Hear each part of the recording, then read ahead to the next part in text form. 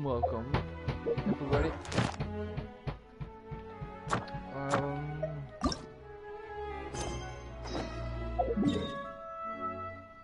I've just finished.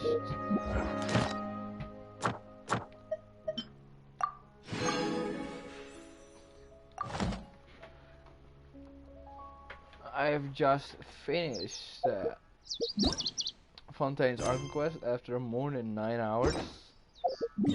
I mean, 15 hours of gameplay. Never noticed that this was a thing here.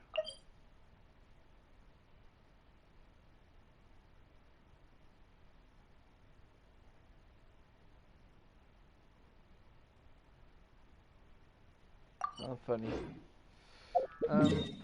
Well, now I'll be doing Furina's quest. Let's do the easy way of going there.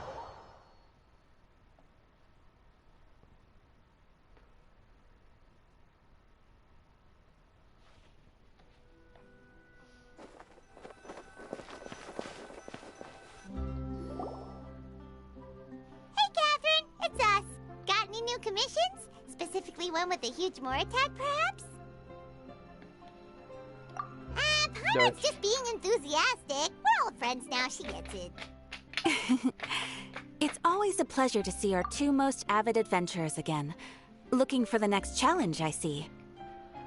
Actually, we do in fact have a rather urgent commission that is still open.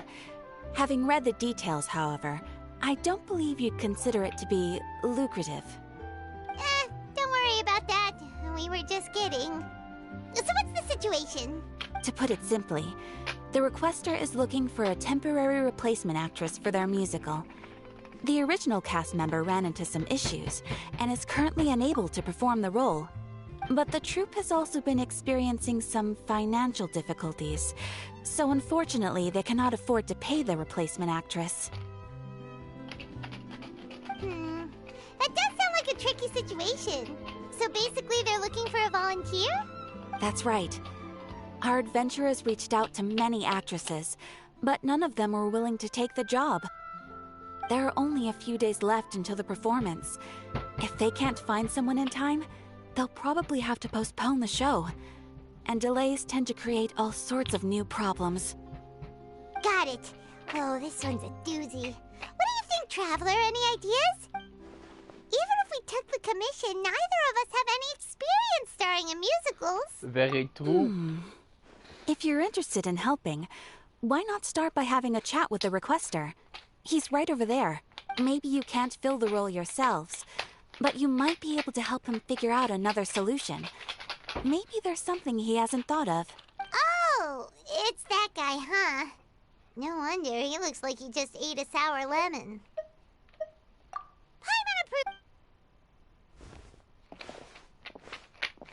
Hello there, are you the guy looking for a new actress? Wait, I know you two! Are you really willing to act in my musical? No. Wow, sounds like we're pretty famous in Fontaine already. But to answer your question, neither of us have any experience in musicals. But we heard that you're in a bit of a bind, so we figured we could at least try to help you think of a solution. Ah, I see. It's okay. I knew that asking for a volunteer was a long shot. If we can't find someone to step in, we'll have no choice but to cancel the show. It would be such a shame. That's the thing. We're not some high-profile theater troupe, just a group of amateur enthusiasts. All our sets and props are very crude. We're grateful enough just to get an audience, never mind ticket fees. If we had a way to make this profitable, things might have turned out differently. But now, it looks inevitable that we'll disband. Disband? You're splitting up the troupe? Oh, I guess the lady at the Adventurers Guild didn't tell you? Yeah, this is supposed to be our final show together as a troupe. One last show. And after that, we go our separate ways. So we were really hoping to end on a high note. Nobody wants things to just fizzle out. Not after all the time and effort we've invested into it. Yeah, The leading lady, in fact. She's been dealing with a chronic illness ever since childhood, and unfortunately, it flared up again recently. It really drains all her energy, so she's in no state to perform. The show just won't be the same without her. But for everyone else's sake, I still hope we can find a way to hold the performance on schedule. Got it. We have a clearer picture now. Let's see if we can come up with any ideas. So what I'm getting is that, well, a furina go and do the show? What if we sponsored the show? Traveler, how much more are you carrying? Please, there's no need to go that far. 2 million I wouldn't more. feel right asking such a huge favor. And I can't promise that we'd ever be able to pay you back. Good point. If the actress just goes through the motions for the Mora, that's not exactly rescuing the show. We should find someone who will put on the best performance possible. Oh, wait! What about... you know who? That's how you know we're the best of partners. Anyway, she should have all the free time in the world right now. She's really good at performing, and she was once super popular with the crowd. Performing in a musical should be a piece of cake for her. Who are you thinking of? Sounds like someone famous. Her! You're... That was a joke, right? Nope. Paimon doesn't actually know if she's performed on stage before, but Paimon's pretty confident that she'd be really good at it. You're not wrong there. She has actually performed in a number of big-name shows before. They were one of the reasons she was so popular. But even if she's no longer the Hydro Archon, it's not like she's suddenly a commoner. She's still an idol to many people in Fontaine, including myself. I just think Lady Furina might feel a bit out of place in an amateur troupe like ours. Well, yes, but... Fair enough. I mean, if she was actually willing to, then of course I'd be honored to have Lady Furina star in our show. I'm sure the rest of the troupe would be delighted too. I'm sure everyone in our troupe has probably dreamt of performing on stage with her one day. Of course, it all depends on whether she's interested. She might consider this opportunity beneath her. No point in stressing about that. We'll only know if we ask her. And besides, things are different now. There's no reason for her to be all high and mighty anymore. Thank you for your help. I guess I'll just stay here and wait for the good news. Good luck. Wait, where does Furina actually live nowadays? She used to live in luxury at the Palais Mermonia, but she's, moved out, right? As it happens, I have her current address here. I can provide it to you. It's a makeshift hotel. When did you get here? I came over when things were starting to sound more promising. I thought I should be at the ready in case my assistance is needed. It is my duty to support commissioners in any way I can. Thank you, ma'am. Thank you so much.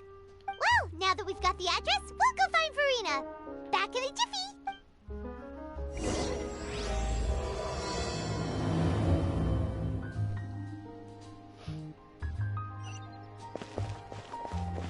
Yeah, I already thought so.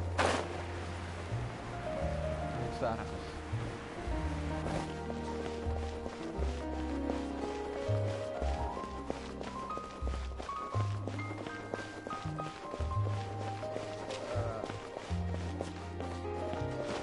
Can we measure it? This one. How many steps is it? 1, 2, 3, 4, 5. 7, 8, 9, 10, 11, 12, 13, 15. Okay, bye. Did Catherine really give us the right address? She lives here? Not that there's anything wrong with this place. It's just, a bit of a step down from the Palais Mermonia. A You bit? know, it's common courtesy to make sure the homeowner isn't an earshot when you're denigrating their abode. Ah! Okay, when did popping out of thin air become all the rage? First Catherine and now you? I was just out on a shopping trip. I ran out of macaroni, so I went to grab a few more bags. I used to have a much wider range of choices when it came to food, but now I'm finding that simple, traditional home cooking can be quite delicious too. Not at all. As long as you have different kinds of sauces in, you can have macaroni and tomato sauce one week, macaroni and bolognese the next. Oh, sounds like you're really struggling to cope.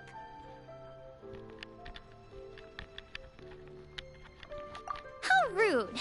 Questioning my cooking skills. The audacity! It's not like I have a very eventful life these days. Actually, I barely leave the house. So I don't see how it's unusual that my meals are a little simpler now too. Besides, I'm sure I could master dishes like la lettre focilor or blubber profiteroles in no time, if I felt so inclined. Ah, there it is. You don't know how to cook. Not yet, maybe, but... Anyway, what are you even doing here? I do hope you didn't come here just to ogle at my fall from grace. Let me first be clear that I'm not taking guests at this time. So if you're just here to clown around, then please be on your way. Shoo! Sorry! We're sorry! Please don't be mad! Yeah, exactly! What the traveler Very said! entertaining. Emma wasn't trying to make fun of you. Hang on a sec, you weren't exactly holding back either. My help? Well, maybe you're forgetting that I'm no longer the mighty Hydro Archon. I don't even have a vision, you know. Don't worry, it's nothing that serious. It's just very specific, and you're the one with the power to help. Oh? Well, if that's the case, then fine. I'll spare you the lecture about your attitude just now. Oh, So tell me, what specifically makes this matter so specific? I see. I knew you couldn't have come all this way just to amuse yourselves at my expense. After all, I was once the brightest star in all of Fontaine, well versed in all the various performing arts. A mere musical is well within my capabilities, but given the present circumstances, I'm afraid I must regretfully decline your casting request. How come? It sounds like this would be a breeze for you. True, but I have made a decision to retire from the stage. Although I am no longer required to play the role of the Hydro Archon, the time I spent inhabiting that character has left an indelible mark on me. Centuries of pretending to be a different person changes you completely. I'm not the same person I once was. Of course, that can't be undone now. It's too late, and I have no intention of reinventing myself all over again. But at least I can say that I no longer desire to play any new roles. Paimon can understand, but this is just a one-off part to fill in for someone who's sick. Surely that's okay. Whether it's a one-off or not, it's a boundary that I've committed to no longer cross. If I make an exception to the rule now, I'm just leaving a back door for myself, which would be the same as not having a boundary in the first place. So I'm not going to perform, and that is that. Okay, guess there's no convincing you. Well, is there anything else we can do to help out the troupe? Otherwise, they'll just have to disband without any fanfare. Do you know any other actors who might be interested in the role? Nope. Short and to the point, okay. I've never been great at maintaining relationships. Besides, anyone I've ever worked with probably couldn't wait to get rid of me. Since I'm just an ordinary person now, they'll probably just laugh in my face if I go asking them for help.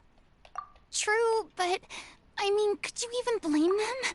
I show up out of the blue, begging and groveling for their help with a show they won't even get paid for. Oh, no way. I'm dying from embarrassment just thinking about it. Well, is there anything else we can do? This performance really means a lot to the guy we're working. Have I not made myself clear? You're barking up the wrong tree. I don't want this job, nor do I know of anyone else who would. Sorry. I didn't mean for that to sound so harsh. I wish I could help, really. But if I thought I had the answer to this problem, I would have said so by now. It's all right, Furina. Paimon just wanted to make sure we tried everything. Oh, yeah, I guess that's all we can do now. All right, then. We'll see you around, Furina. Toodaloo to you, too. I'm going home to take a rest now. Bam! Whole quest done.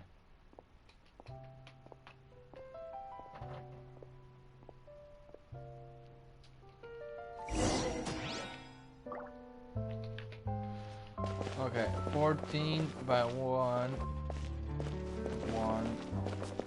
1, 2, 3, 4, 5, 6, 7, 9, 10, 11, 12, 13, 14, 16, 17, 18, 19, 32. Let's say 33. It's too bad, but we have to respect Furina's decision.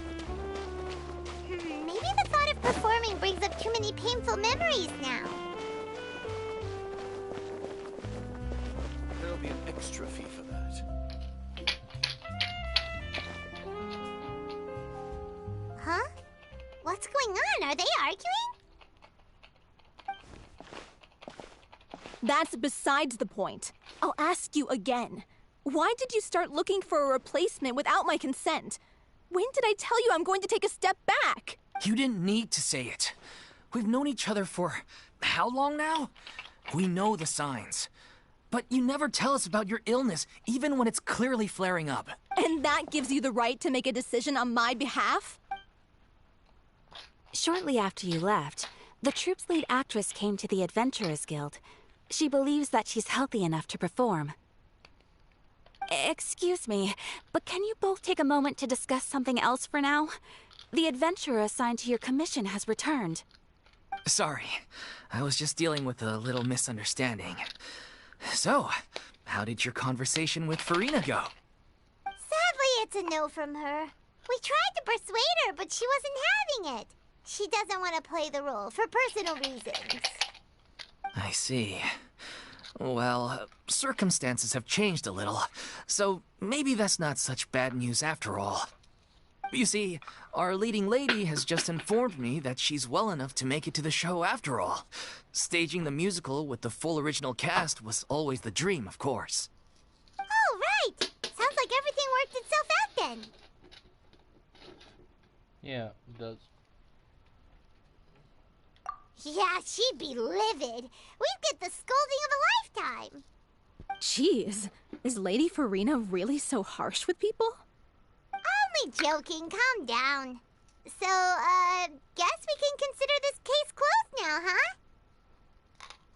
Despite the fact that we failed to complete the commission, we were still racking our brains for ideas on the way back here.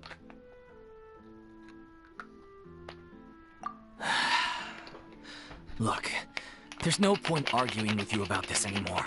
You've made yourself very clear, so I'll stop looking for a replacement. This is the last chance we have, though. If your illness flares up again, there won't be time to find anyone to replace you. So, are you absolutely sure you'll be able to handle it? The whole team is putting everything they have into this final performance. We have to make sure it goes ahead. Yes, I'm completely confident. I've been taking a new medication from the doctor, and it's working brilliantly. I'll definitely be able to tough it out until the performance day. I share everyone's desire to commemorate all our years as a troupe with a proper farewell show. So the last thing I want is to be left out. Every one of us thinks of this troupe as their home, myself included. You're right. I'm sorry. I let myself get too worried about the show. I should have asked for your permission first.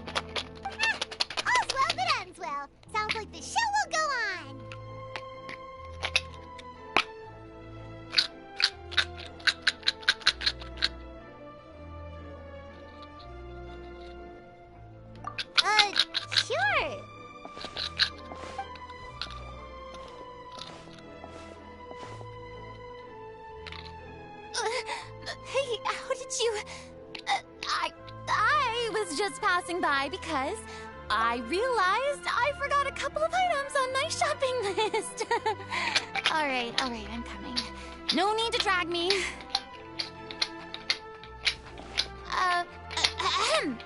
Hello, one and all. I couldn't help but overhear your conversation just now. Furina? Didn't you say you were gonna take a rest at home? What are you doing here? I was just ever so slightly concerned about the situation you mentioned. Yes, a teensy bit concerned, that's all. When you came to talk with me earlier, I jumped right to explaining my position and said some strongly worded things. And all before I even had a full grasp of the situation. Anyway, I just feel a bit bad about how it went down. I'm sorry, Paimon. Oh, it's totally fine. Paimon didn't take any of that personally. You really have a knack for asking the most uncomfortable questions, don't you? I felt very sheepish, having had a change of heart after flatly refusing you. And then, to make matters worse, you caught me. But in any case, it sounds like the issue has already been resolved. Yeah. When they said they were gonna ask for your help, I almost had a heart attack. I mean, how could we be worthy of having Lady Furina star in our show? There's no need to think like that. And no need to keep addressing me as Lady. Just Furina is fine. I was wondering, if this troupe is so important to all of you, why does it have to disband? If the difficulties are purely financial, then there must be a solution. You could put the shows on pause while you look for a sponsor, for instance. Everyone seems so devoted to the troupe. I'm sure if you keep chipping away, you'll find a way through. We all want to believe that, but some things are just beyond our control. Everything's been going downhill ever since we lost our director. She was the heart and soul of our troupe. She kept us going. Her name was O'Reilly, and she was the founder as well as the artistic director of our troupe. And tragically, she was a victim in the serial disappearances case. What? That's actually how I recognized these two. It was all thanks to their efforts that the true culprit was brought to justice. But still, no sentence can bring our director back to us. She was a loyal fan of your performances, Miss Furina.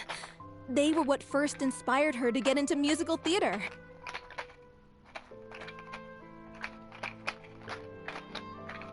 She rallied many people around her who were destitute or had lost their sense of purpose in life, and convinced them to join her troupe. She wrote her own scripts, acted on stage, and mentored each and every one of us. People loved our performances back then. We seemed to be going from strength to strength. Things were really looking up for us. And then disaster struck. Yeah. After that, the entire troupe fell into disarray. None of us know anything about script writing, let alone how to handle the business side of things. We've been doing the best we can. But despite our efforts, things are slowly but surely falling apart. It's agonizing. But ultimately, we'd rather end things now on our own terms than stick it out to the bitter end and watch all our dreams turn to dust. Oh. What a terrible waste. A gifted artist from humble beginnings who achieved so much and no doubt had much more to give. And then her life was so cruelly taken. I suppose it's fair to say then that this final show, besides being your farewell to the stage, is also your final gift for her? Yes, exactly. We all miss her terribly. Well, good thing I followed the Traveler here. After hearing this tragic tale, I can no longer stand by and do nothing. Furina, I know what you're thinking, but I by no means plan to cross the boundary I've set for myself. Besides, they're no longer looking for a replacement anyway. I can, however, provide some artistic guidance from the vantage point of a highly experienced audience member. But only if you feel this is something that would help, of course. Oh, most definitely. We'll take any guidance that you can give. We unfortunately don't have any budget for a consultant, though. Will that be a problem? I don't need any compensation. All I'd ask in return, if you're willing, is that you tell me some more about the life and work of your late director. Something I've begun to realize since my departure from the Opera Epiclese is that there's a lot you don't see when you observe everything from on high. The law only judges criminal behavior and does not weigh human emotion. The court's verdict can settle the question of criminal liability, but what about all the unresolved emotions of the parties involved? What happens to them? An interesting answer. But if you ask me, I think all emotion shall ultimately return home to the heart and slowly settle with the passage of time. Take, par exemple, how this troupe pines for their late director. Things such as this I have never witnessed before, and so I should like to observe, perchance to understand. Huh. Still a fan of your old dramatic monologues then, huh? You just want to get back in on the action, don't you? No. This is a completely different situation. Pearls before swine. The name's not Swine, it's Paimon! Would you be willing to join me? Come on, take a break from adventuring to listen to a story. Thank you all so much. Our director was a huge fan of Miss Furina's performances, as of course we all are. All right, follow me. We'll go to our usual practice space.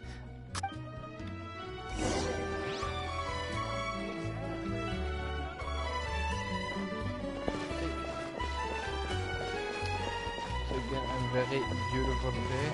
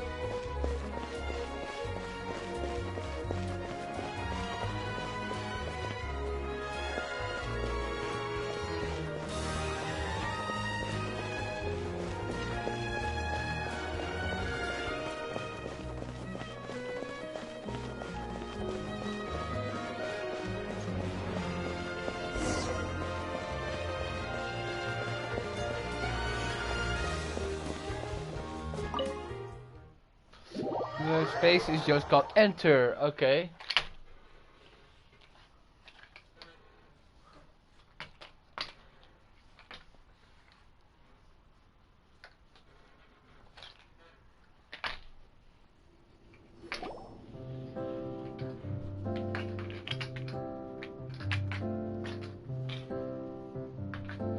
Huh?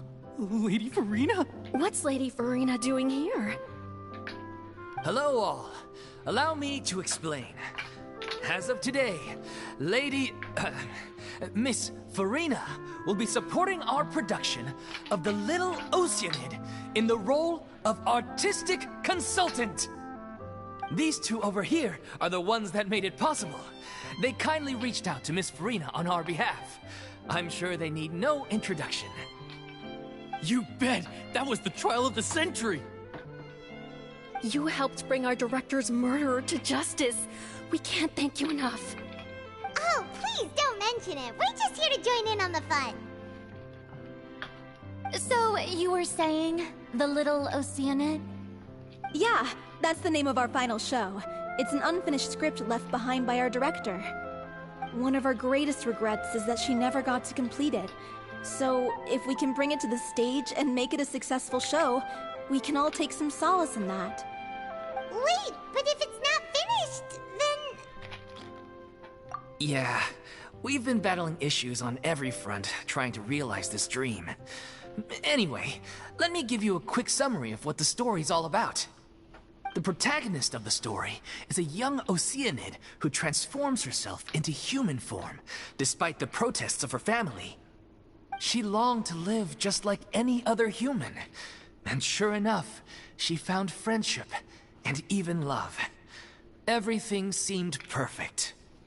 But one day, her true identity was exposed, and her world came crashing down around her. So far, so good. A classic tale. What happened after that? That's one of the issues we've been trying to deal with. Unfortunately, this was as far as the director got with her script. We need a proper ending so we can bring this musical to the stage. But people have different opinions on which direction to take it in. We still haven't decided between a happy ending or a true-to-life tragedy. By true to life, you mean the director's sudden disappearance? Yeah, like they say, truth is stranger than fiction. But then there's the question of whether we really want to use the stage to pass our raw pain onto the audience. Exactly. A lot of the time, people come to watch a show just hoping for some light entertainment. We have to consider their emotional stake in this, not just our own. And one last thing. On confirmation from two of our main actors. The first is Paulo, who plays the protagonist's lover. He's locked himself away to focus on writing an ending for the script. But the deadline's passed, and we still haven't heard from him. The other is Villemont, who plays the main antagonist. He took the director's death pretty hard. Hasn't set foot in the city since. He did write to us, promising that he'll be there for the final performance, but we haven't seen or heard from him since. So we're not really sure what to make of that.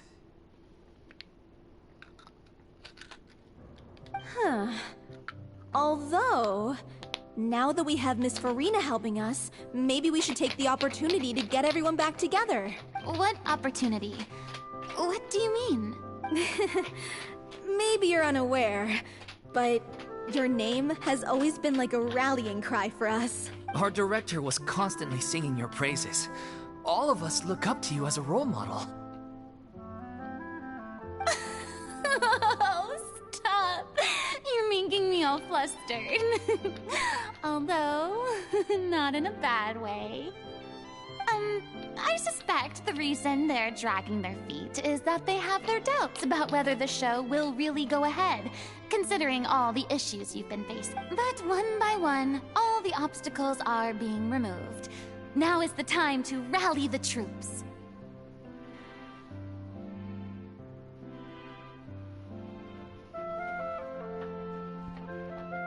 Makes sense. Okay, priority number 1, let's check in with Paulo and see where he's at with the ending. He went back to Poisson a few days ago. Said that staying in a friend's home might help him to relax and escape the feeling of isolation. I thought the last thing his friend would want right now would be to take visitors, given that Poisson was flooded not too long ago.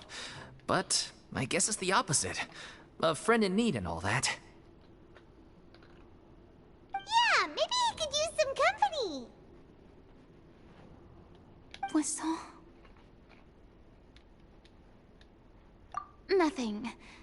I suppose my presence will be indispensable if we are to restore his faith in the show. So, allons-y. To Poisson!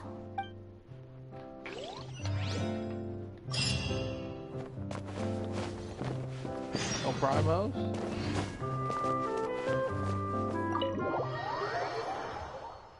No primos.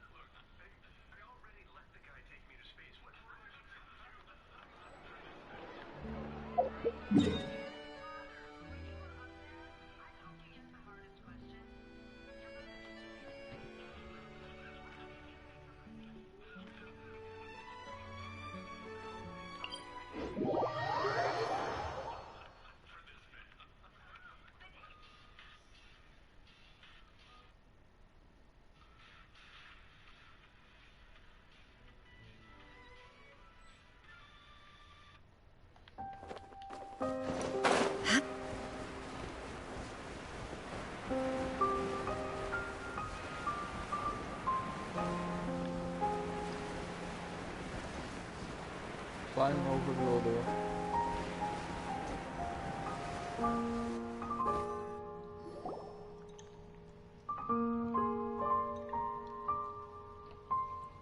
If I remember correctly, this is where he's staying. Who is it? It's me. Is the script ready? You came all the way here for that? All right. Forget that for now. Just come on out. We've got some great news. Nice try. Look, just give me some time, okay? I'm just wrapping up this last part of the script. I'll be out once I'm done. Okay then. Looking forward to your masterpiece. So, as expected, he's missed the deadline. The ending is one of the most important parts of the show.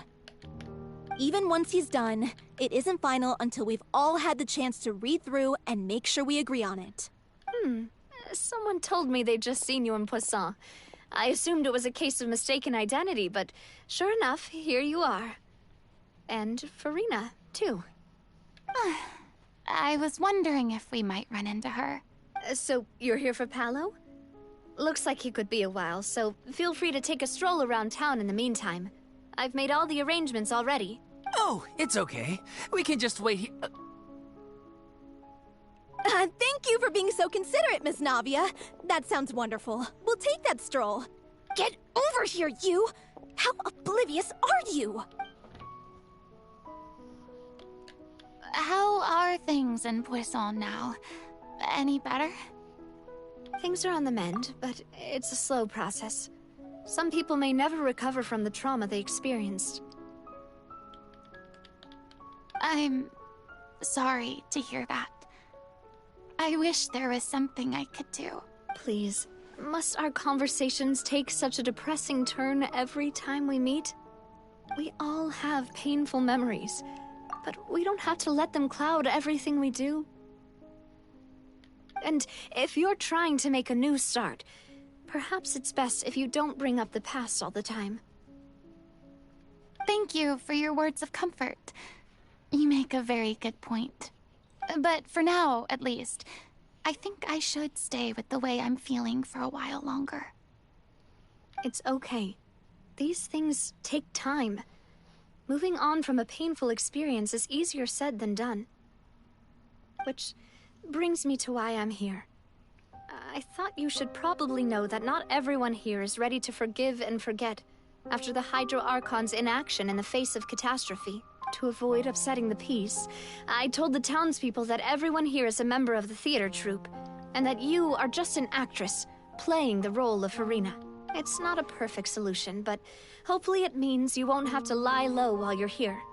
That's so thoughtful of you, Navia. Well, what do you expect? I am the courageous and considerate president of Spina di Rosula, after all, like my father before me. Anyway, that was all. Look after her now. Off we go then. Let's take a look up there. I don't have any friends that I can be frank and honest with, so maybe she's right.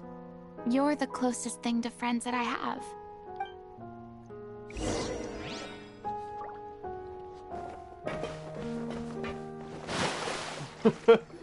Falls in the water.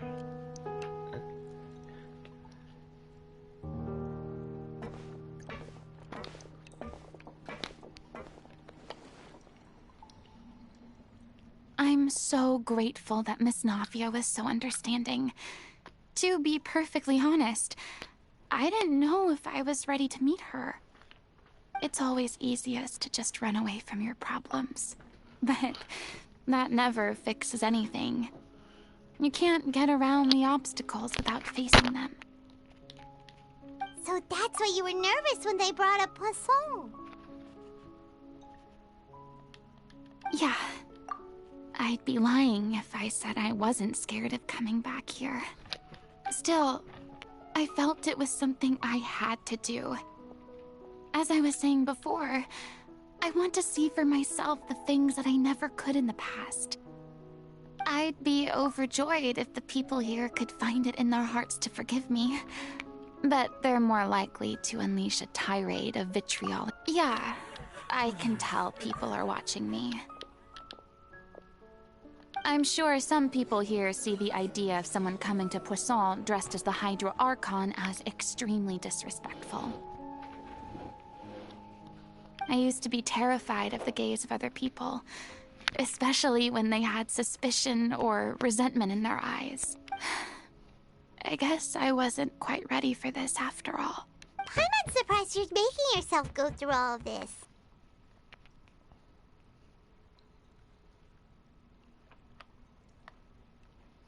I can't let myself see only the things I want to see.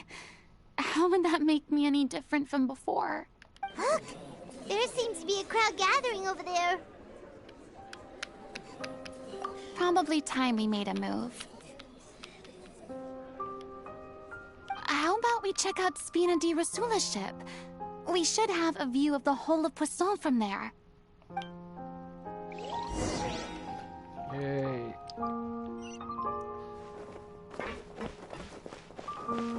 Such a cool quest. I like it.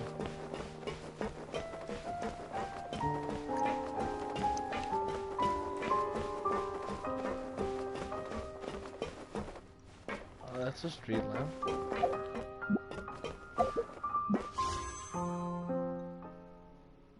So much primos. The most primos I've ever had.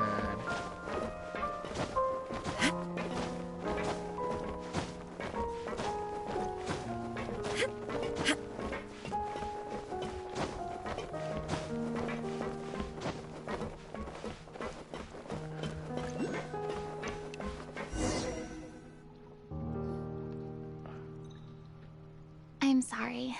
You probably just wanted a relaxing stroll, and here I am dumping all this heavy stuff on you. We don't mind. It's actually refreshing to see a different side of you. Great. Well, I appreciate your company, so please don't disappear just yet. I don't know whether you can tell, but the years of suffering and loneliness aren't the only reason I have a hard time facing up to who I used to be. As I stand here by the ship, I can't get the images of the rising water out of my mind. One after another, people were taken by the water. All those treasured lives and memories washed out of existence in an instant. They thought their god would protect them. They had absolute faith that when disaster struck, a divine power would save them from harm. And all the while, I played my part to perfection to convince them that was true. But then the floodwaters finally came, and the Hydro Archon did nothing. You shouldn't look at it like that. You were only doing your duty. I've had to go through so many moments like that for the sake of protecting the truth. As time went on, it got harder and harder to bear, and I became more lonely and isolated. Eventually, I realized I had nothing left except the truth. I became terrified of completely failing in my task, and was haunted by the thought of being left all alone, weeping on my throne. Fortunately, we were able to avoid the worst-case scenario thanks to the help of heroic individuals such as yourselves. Everyone rose to their responsibilities, and I finally regained my freedom. But on some level, freedom also means no longer being needed. I have no further use to people. Paimon would have never imagined you'd see it that way. Reward? I guess so. Back then, I didn't even dare to dream about having someone to confide in. I was scared of someone recognizing me for who I truly was, exposing the secret I swore to protect. Believe in the furina you see on stage. She is the one you can trust. I had to keep all my feelings, all my curiosity about life to myself. No one could be allowed to know. That's what I really meant when I said I'm no good at maintaining relationships. So that's where you were coming from. Paimon totally thought you were just a bit of a diva at heart.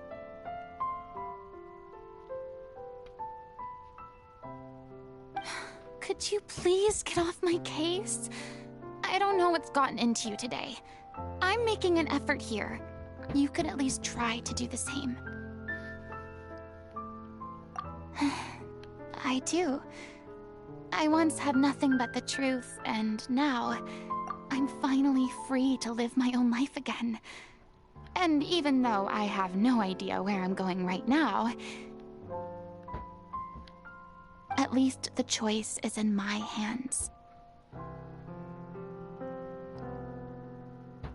All right, it's about time to head back. Paulo should have finished the ending by now.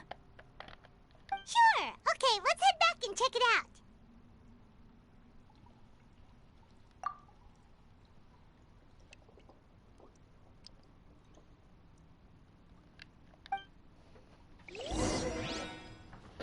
Well, okay.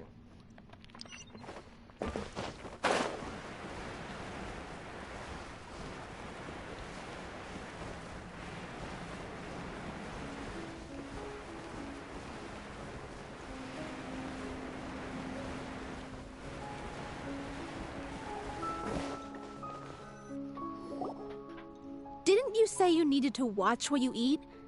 You're supposed to be cutting down on fried foods, not wolfing down copious quantities of fish and chips, you know?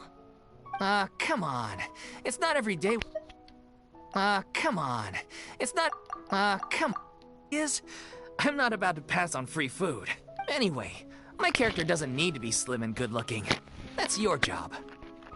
Are you kidding me right now? It's not your character's health I'm worried about, it's yours. I've spent my whole life battling the effects of ill health, and it kills me to watch you willingly ruin yours by filling yourself up with junk all the time. Oh no, looks like they're arguing again. We're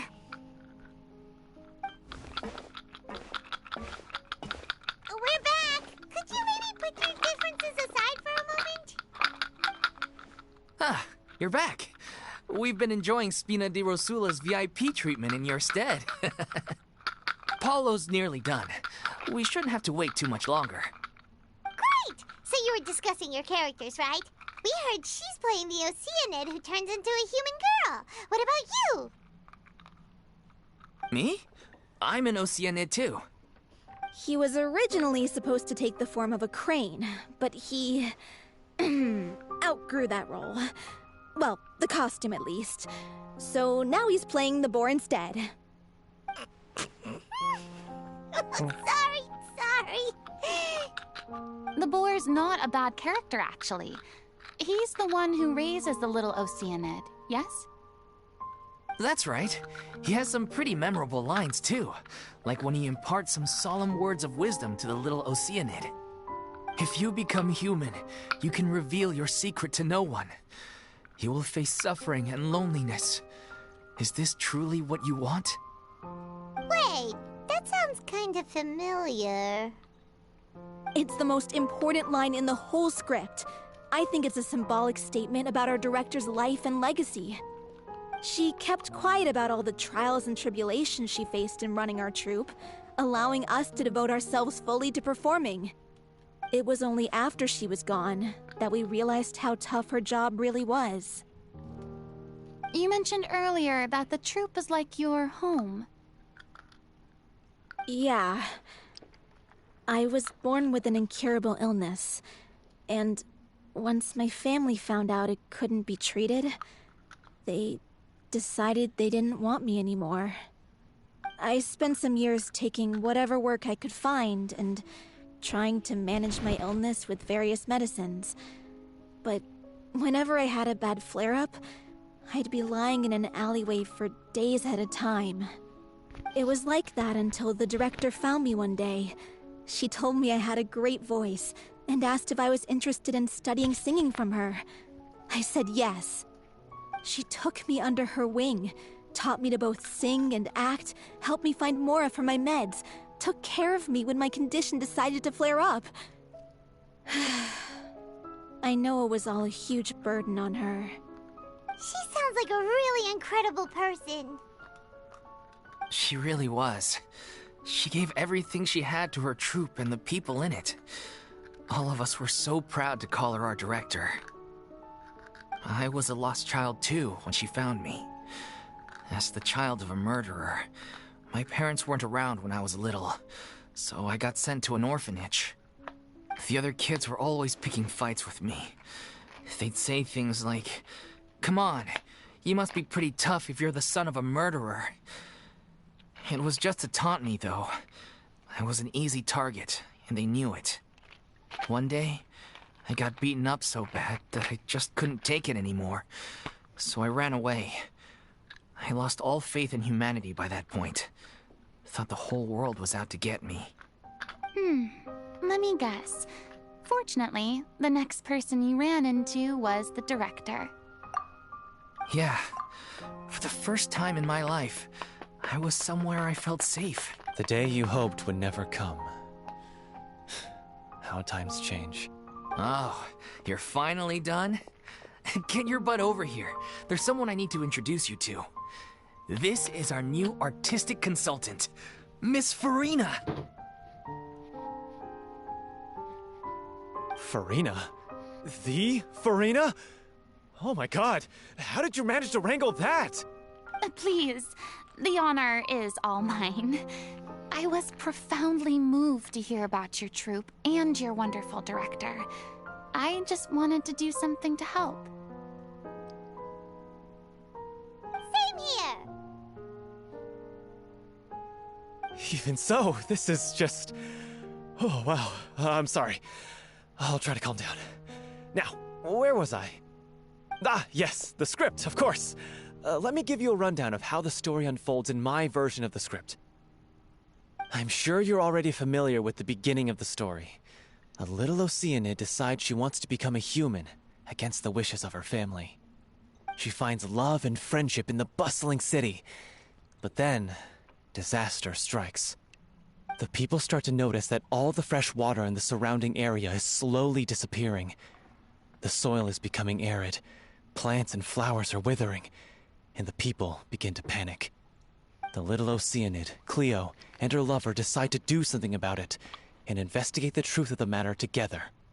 In the end, they discover that all the waste and pollution created by humans over the years has caused the fresh water to flee the land, as if driven by a consciousness of its own. Consciousness? You mean the water is sentient? Water as a conscious entity. There's actually quite a few stories that explore this theme. Since the little Oceanid is a water spirit, she immediately understands how the water is feeling. She then tells her lover about her true identity, as well as the truth behind the crisis. Her lover accepts her for who she is, and works with her to find a way to bring the water back. However, unbeknownst to them, there were some people eavesdropping when she revealed her secret.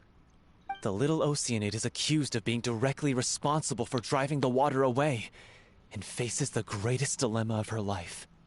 And then? In the end, she makes the brave decision to sacrifice herself to save her lover, and the rest of humanity. Huh? But didn't they all treat Cleo like a villain? Why would she want to save them after that? Well, she mainly wanted to save her lover, plus everyone who'd stood up for her. Through her love for her human partner, she was able to find an even greater love, one that extended to all of humanity. Surely the biggest strength of Cleo's character. There's actually something else that bothers me. You know the protagonist is supposed to represent the director, right? And she never had the chance to become a hero in our world. If we're serious about dedicating this show to her memory, we should make the ending as true to life as possible. What about if the little Oceanid is hounded to death by people who hate her, her lover makes sure her secret never gets out, and humanity continues down the path to extinction. That sounds like too cruel of an ending to me. And perhaps a little irresponsible to present to the audience. That ending would be a perfect mirror to Director O'Reilly's death, both arbitrary and meaningless. On the day when she went missing, Director O'Reilly had instructed us all, somewhat out of the blue, to leave the court of Fontaine and wait for her outside the city. We waited and waited at the rendezvous point, but she never came. By the time we returned to the city, she disappeared without a trace. We looked for her. The Gardamex looked for her, but she was nowhere to be found. Increasingly, all the signs seemed to point to her being the latest victim in the serial disappearances case. The director was the kindest soul in the world, yet she was senselessly sacrificed for the sake of a so-called experiment by someone who had nothing to do with her at all. But doesn't the way she suddenly told you to leave the city suggest that maybe she had some sense of what was about to happen? It almost seems as if she was moving you to safety. I've been trying to follow up on that ever since, but all my efforts so far have turned up nothing. Villemont might know something, but he won't open up to me. Villemont? The one who's playing the role of the villain? Yeah. He's been overwhelmed by grief. I think the director's death hit him hardest of all. Grief? Guilt, more like. Also, I have a hard time imagining that anyone took it harder than me. Because, well, speaking of the play being true to life, I was deeply, madly in love with O'Reilly. What? You kept that one quiet. It's time to be upfront with you all. No more keeping secrets from each other. We'll never be able to agree on the ending if we can't be honest about how we feel. I did tell her how I felt once, but she turned me down pretty much straight away. She said that we were all like brothers and sisters to her, and she never considered us as potential romantic partners. Not that it came as a shock or anything. It was what I was expecting to hear. So I told her I'd always be there for the troupe, and I'd always be there for her. I said, maybe one day in the future, when everyone's settled into their own lives and on the up and up, and managing the troupe no longer required her constant attention, well, maybe then she could reconsider what she really wanted in her life. And now, that day will never come. Oh, Paulo. So if I'm the one writing this ending, then I'm gonna make sure it does right by O'Reilly. I won't let anyone get in the way of that. In that case, you have to straighten things out with Villemont once and for all, face to face. We've all had our differences of opinion over the ending, but those two have never seen eye to eye on anything. One of them has to compromise if we're ever going to reach a final decision. Well, if that's where we're at, looks like it's time to go visit Villemont. Are you ready to face the truth? Honestly, I'm slightly terrified. But for the sake of our final performance, I'll do whatever it takes. Funny you should ask, though. You really do get what I'm going through right now. I certainly do. Come on, everyone. Allons-y!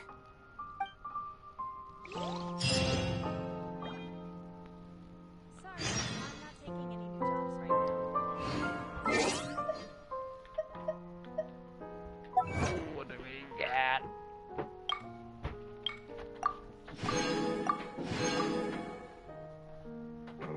If you wait a bit, I'm just gonna go and get some food.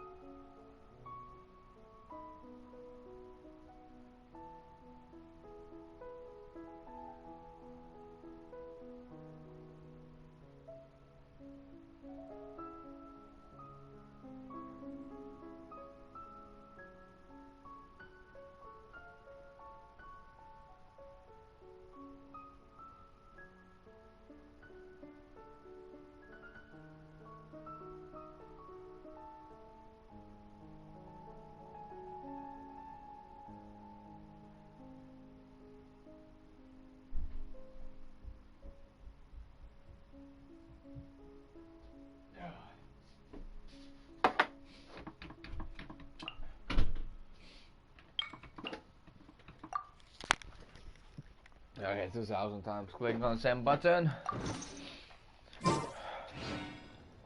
Oh. Where's that? Oh. No, the little village.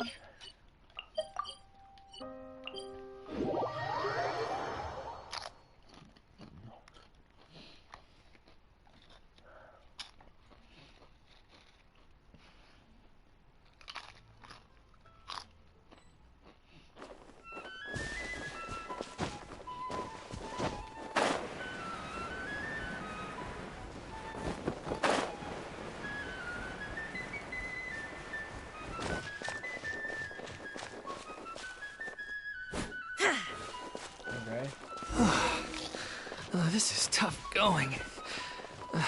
Delphi, are you sure you can manage in your condition? I could ask you the same question. Try to keep up.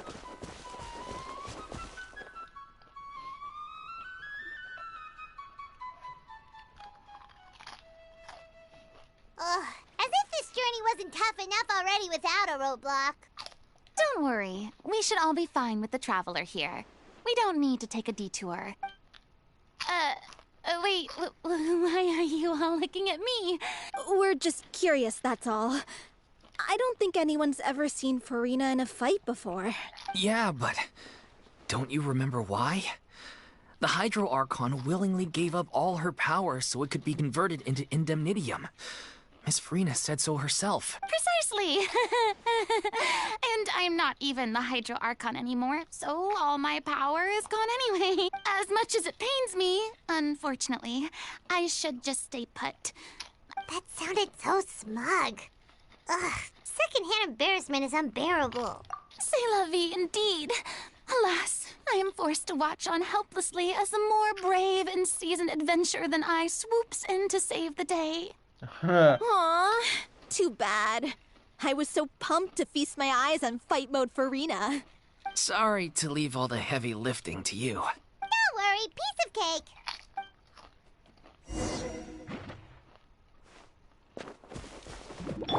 With sword comes shadow. Incoming.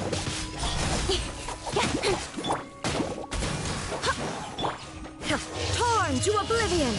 Shine down. No.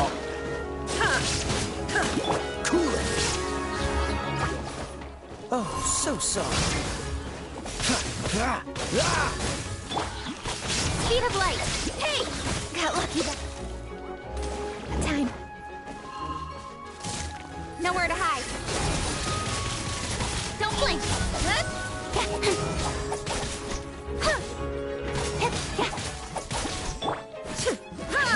There is no Freeze! What's the hurry?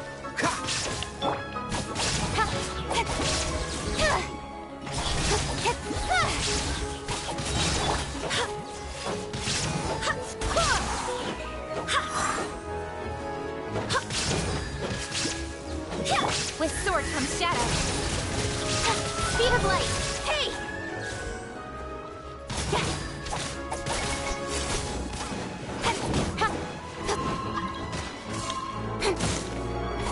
Don't blink.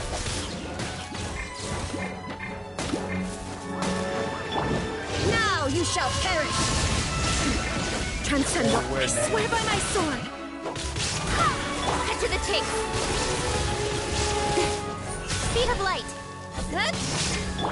Shine down.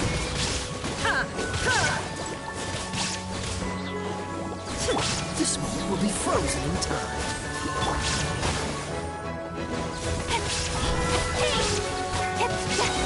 With sword comes shadow.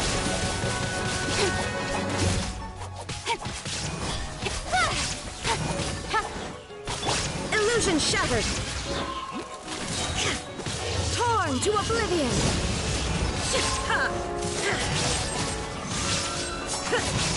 There is no escape. Don't blink. Nowhere to hide.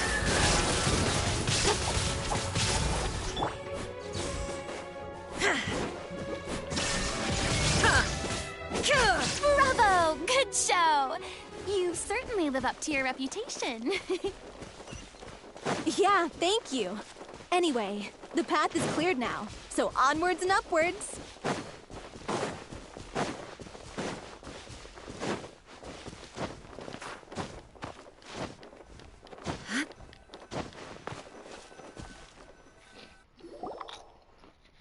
Vilma, are you there? Huh? Oh, it's you guys. Wait, what's Lady Furina doing here? I can explain. We've been rounding up the whole troop. We now have everyone except you. So, you think knowing the truth about the director's disappearance will help you write an ending to the script that pleases everyone? I care just as much as everyone else about making the Little Oceanid a success. That's why I wanted to wait until after the show. If I open this can of worms now, I just don't want to make things difficult between us. We're supposed to be a unit when we're on stage. Vilma, avoiding the truth will not help anyone. Unless you mean to suggest that Aurelie's death had something to do with you. I don't want to talk about it. Listen, Vilma. I used to think that my love for Aurelie was a point of shame. I never brought it up to anyone. But now, I've made up my mind to put it all on the table. I'm prepared to face everything, to sacrifice everything for the sake of the show. The Little Oceanid cannot be complete unless we do justice to Aurelie on an emotional level. This is why people think of you as not being the smart one. As you all know already, the troupe was kept afloat not from ticket sales, but donations from the audience. Of course, that was nowhere near enough. We took on side jobs when we weren't performing, but even then, the troupe's financial situation was pretty dire. So, anyway, one day after a show, a merchant came to me and offered us a huge sponsorship. In return, we just had to provide the audience with their drinks during performances. It seemed like a win-win, so I said yes to it on the spot without consulting the director. It was only when the merchant came to deliver the goods, the drink in question was synth. Isn't that the drink paddled by the culprit behind the serial disappearances case? I freaked out when I saw the boxes. And I told the director everything right away. She was completely shocked as well. But she didn't reprimand me for making the decision without consulting her. Instead, she contacted the merchant and stated that the troupe could not agree to this collaboration. The merchant was furious, berated us for going back on our word, and threatened to sue us for damages. The amount was... I was going to sort it on my own, but the director stopped me. She said that this was an issue for the whole troupe and it wasn't my fault. But things only got worse from there. The synth merchant just wouldn't let up, and then suddenly the director told us all to leave the city one day. I knew then that things must have reached a boiling point. I admit this whole thing was my mistake. I didn't dare to tell any of you the truth back then, and after the director disappeared, I was even more afraid to say anything. Yeah, I got Aurelie killed. There, I said it. Happy now? Hey, don't say that.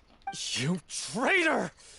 You knew Aurelie was in danger. Why in God's name didn't you tell us? What do you mean you were afraid?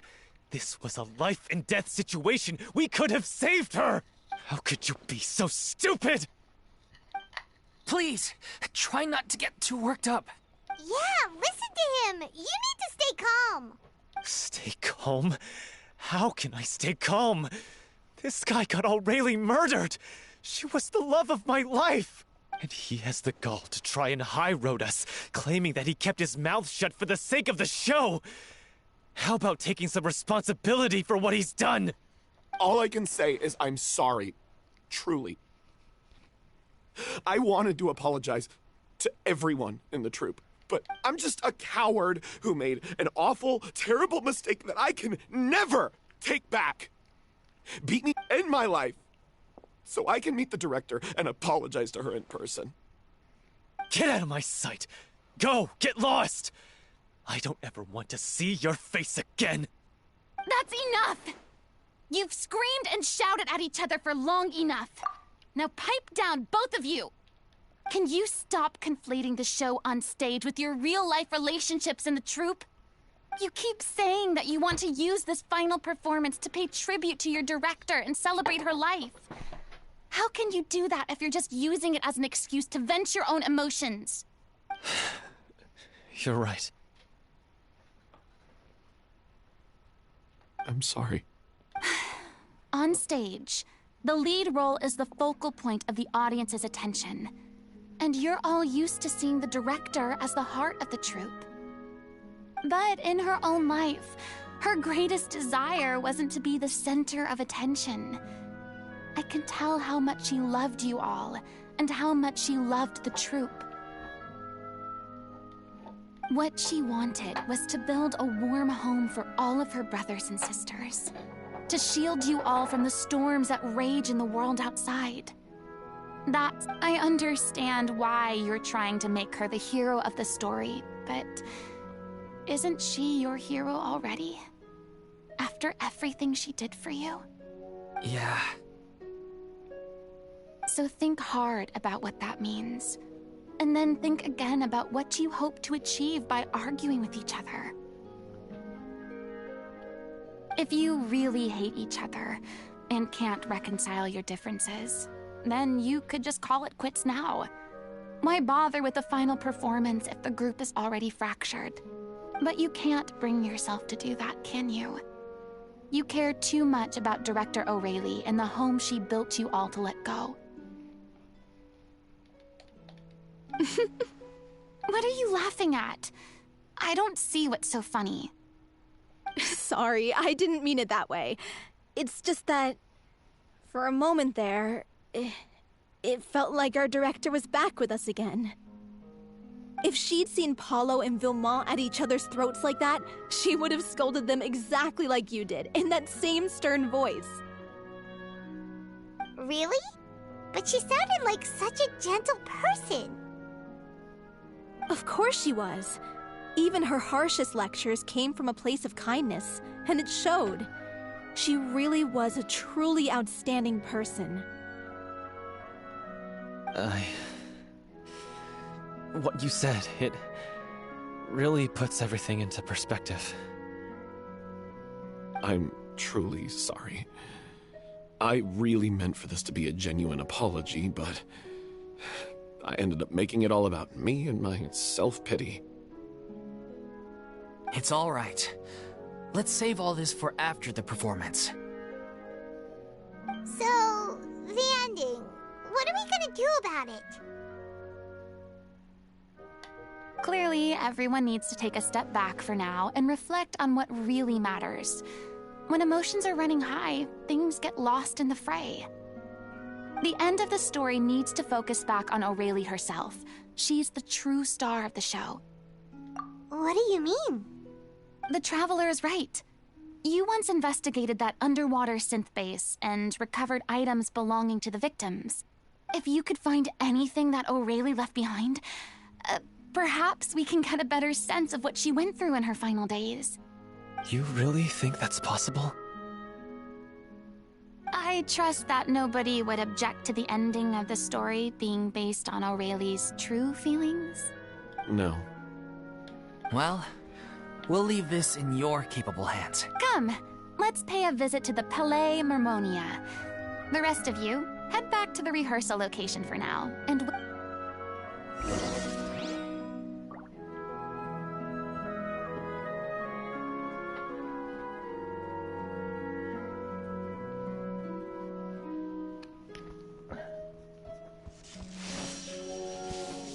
Shine down!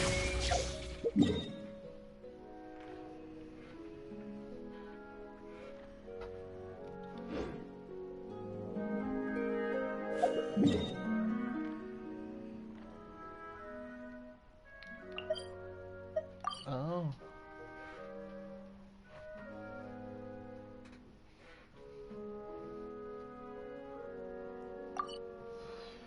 So here did she live?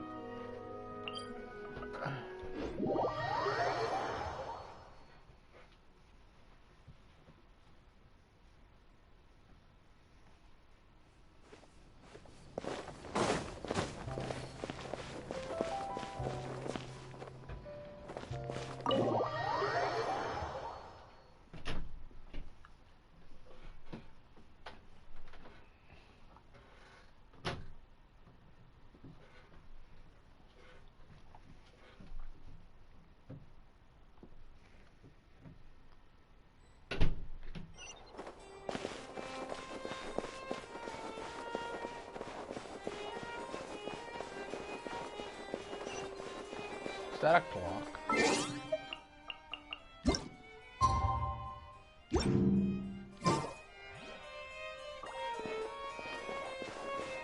No. You want to review some recovered items connected to victims of the serial disappearances case? But, that case has been closed for quite a while now. Still, since you were the ones who discovered and submitted the evidence in the first place, you don't actually have to submit an application. Okay, please hold on. I'll have someone dig them out.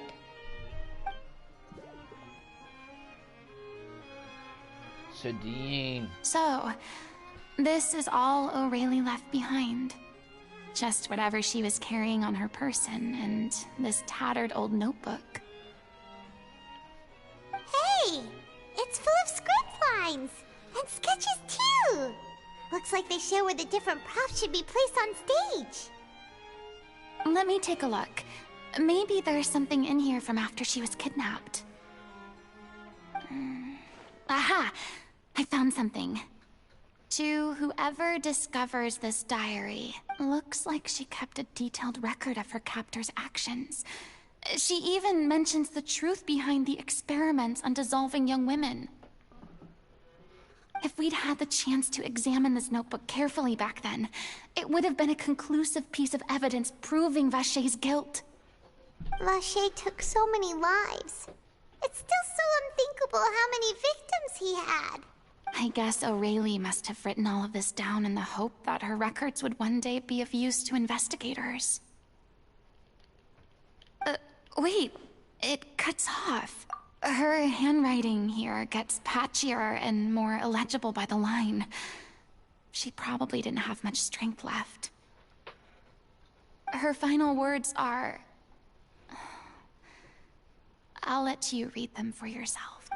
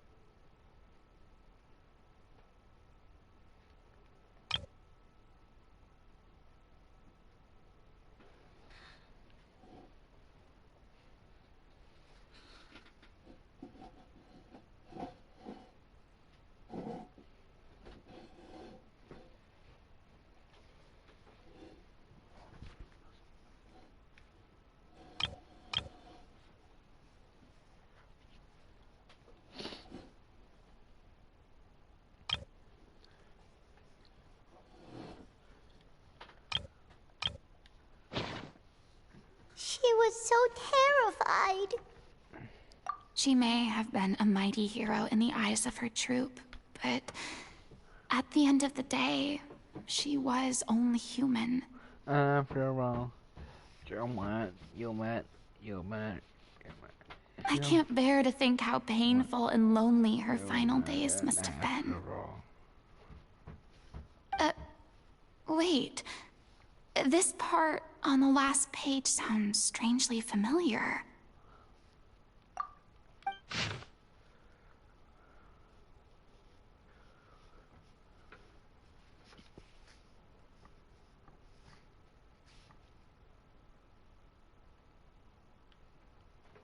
If you become human, you can reveal your secret to no one. You will face suffering and loneliness. Is this truly what you want? Isn't that the most important line in the Little Oceanid? Because I am an older sister to them. Oh. So she didn't regret her decision, even as she sat in silence, waiting for death to come. I'm sure this is what the troop would have hoped to hear as well. She had their utmost trust, admiration, and love, and she truly deserved it. Let's go. It's time for them.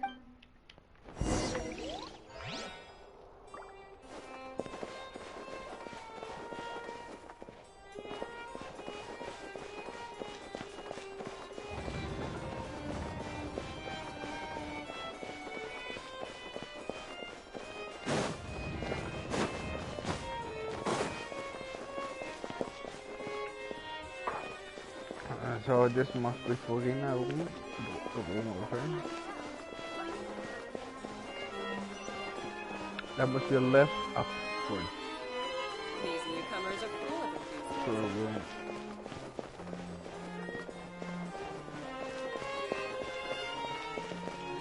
Or here or there.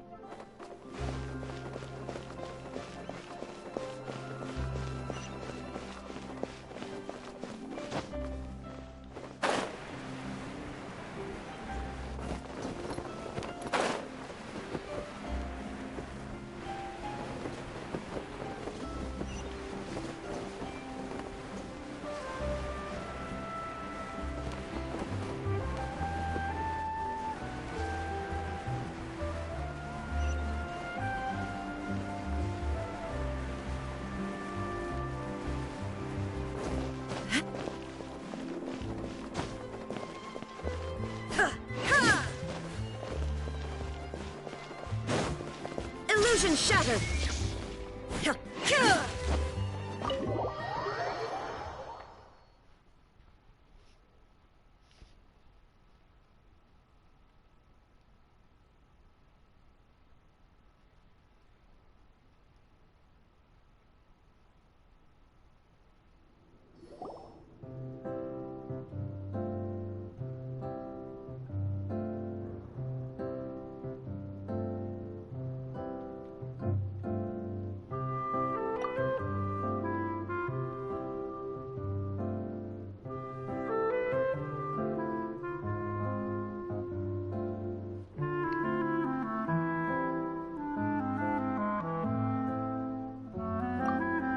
She deserves a hero's farewell. If that's the only way to convey to the audience the courage and selflessness that she showed in the face of death, then it's a meaningful way to end the story.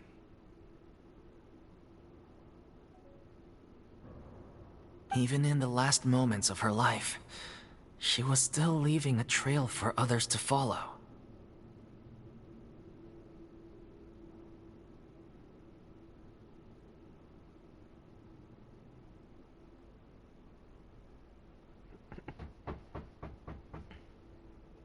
She did her best to protect as many people as possible, even if it meant sacrificing herself.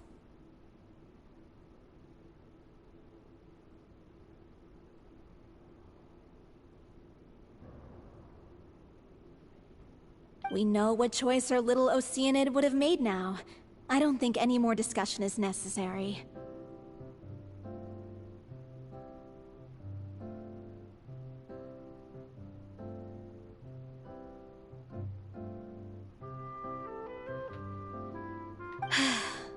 Well, Vilmont, if we put the past aside for now, do you think you can bring yourself to go ahead with the show?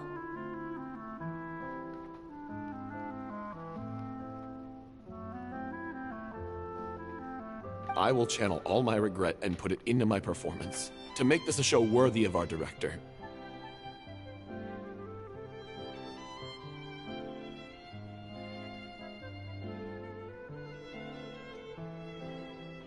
I won't ask for your forgiveness, and you don't need to worry about my feelings.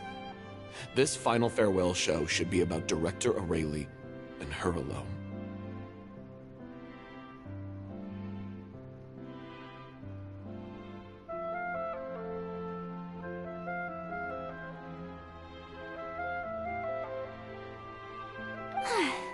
Then it seems like we've reached a consensus. I have a feeling that this will turn out to be the most mesmerizing performance of your lives.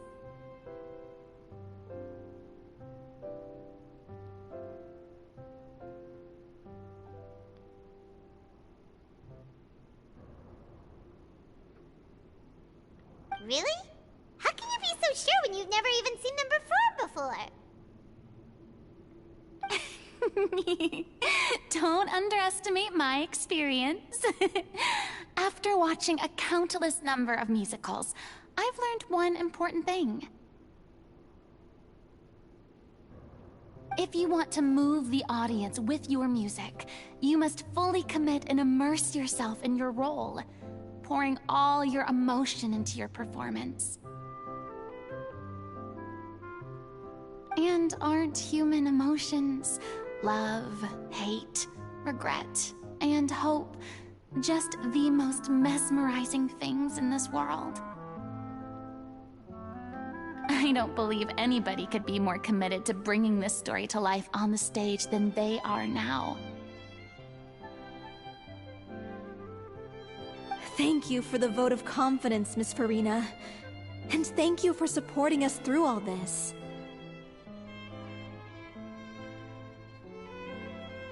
Then, let's not delay things any longer. We need to discuss the details of the ending and get it nailed down once and for all.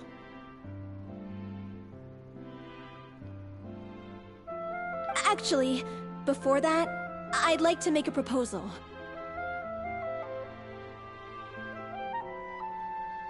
During the curtain call, please allow me to use the director's name instead of my own.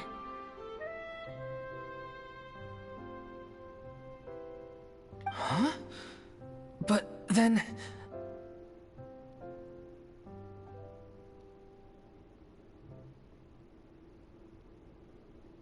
After all, this role was originally meant to be played by the director.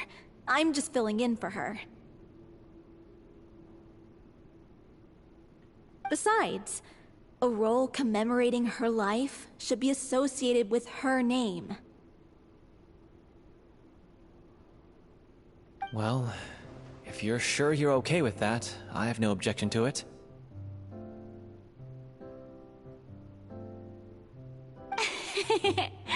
Now we're talking like a serious acting troupe.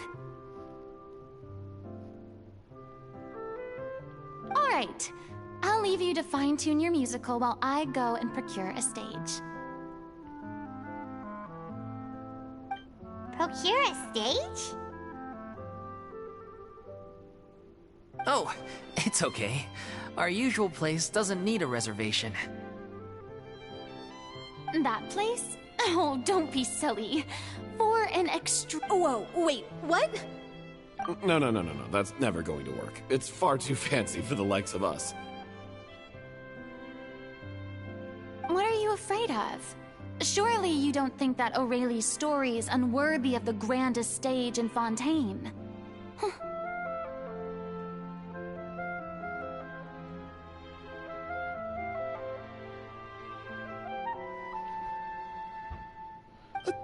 No, that's not what I meant.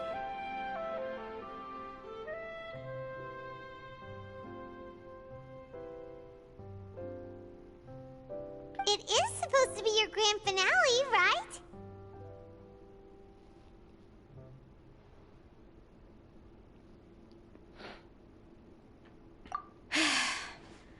I have no problem with it then. How about the rest of you?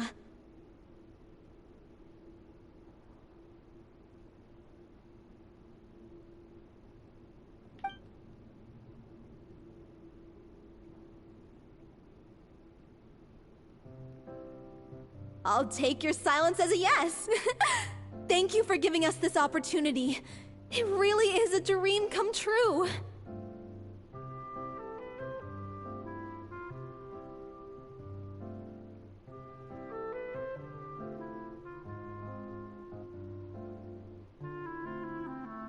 Well, then don't disappoint me.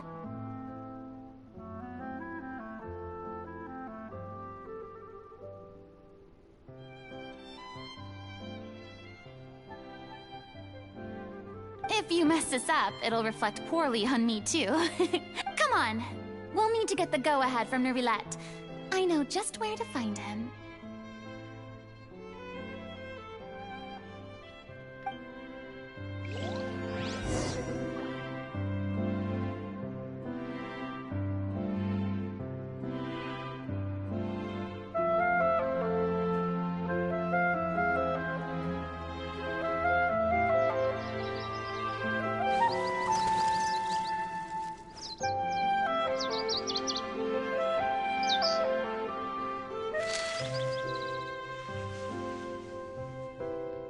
No escape. Okay,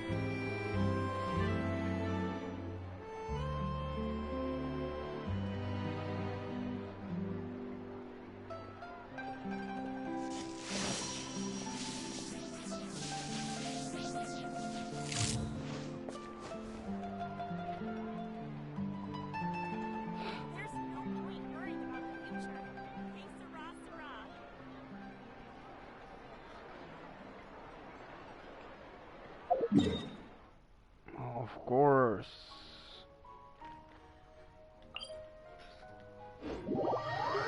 Bum, bum, bum.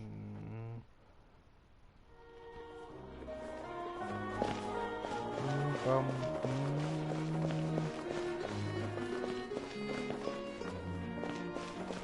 Is he not Illusion in the shattered. palace?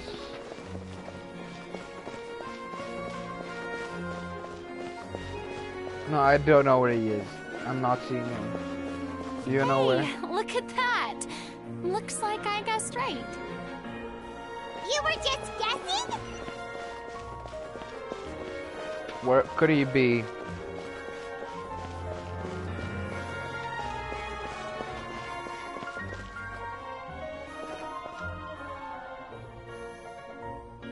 Oh, Fontaine, oh, so beautiful.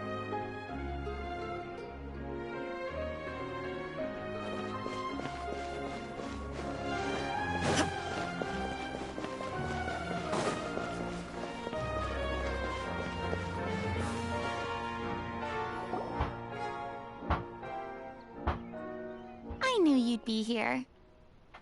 I'm here merely for a short break. It has been a while, Miss Furina. And you too, Traveler in Paimon.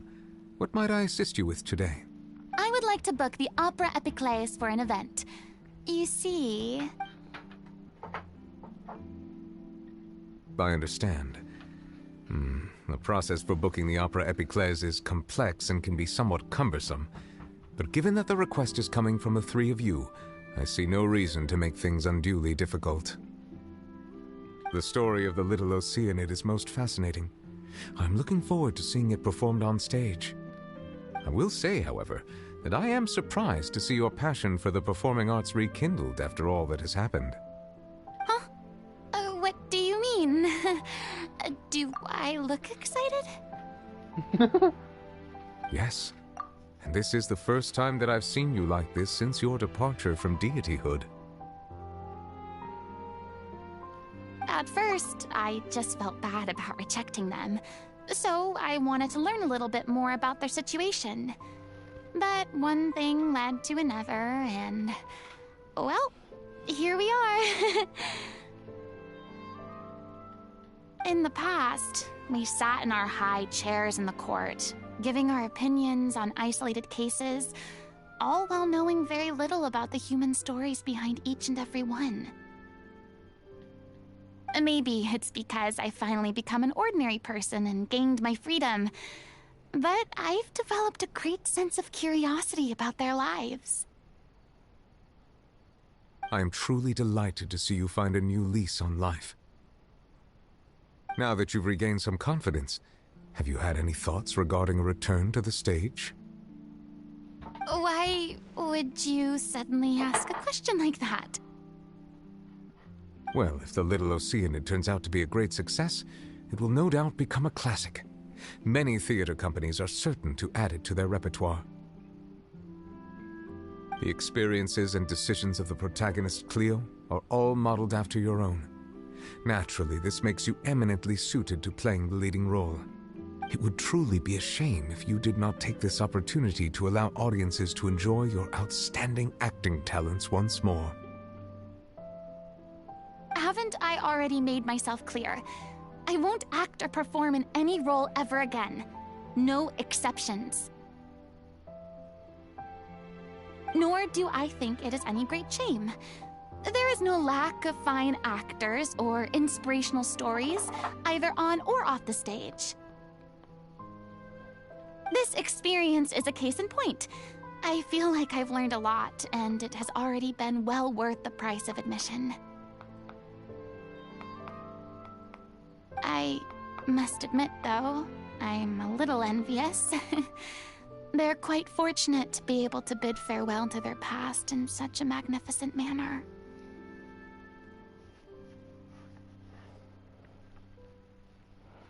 I see. Well, I'm glad to learn that you have found a role to play that you enjoy, be it on the stage or not. I sincerely hope the show will serve as the grandest of finales. I will have my staff book the date and mail the relevant paperwork to the troupe once the details are confirmed. Thanks, Nervalet. You are very welcome.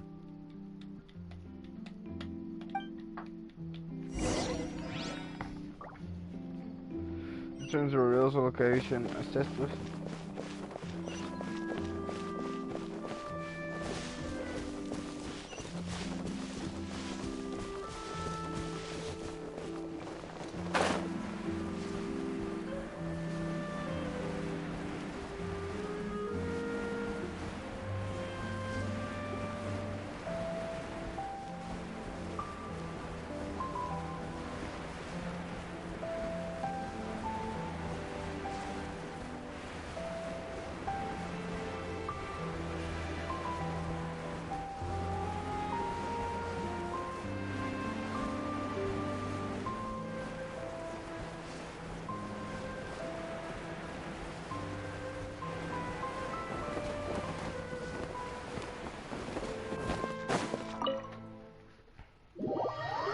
So,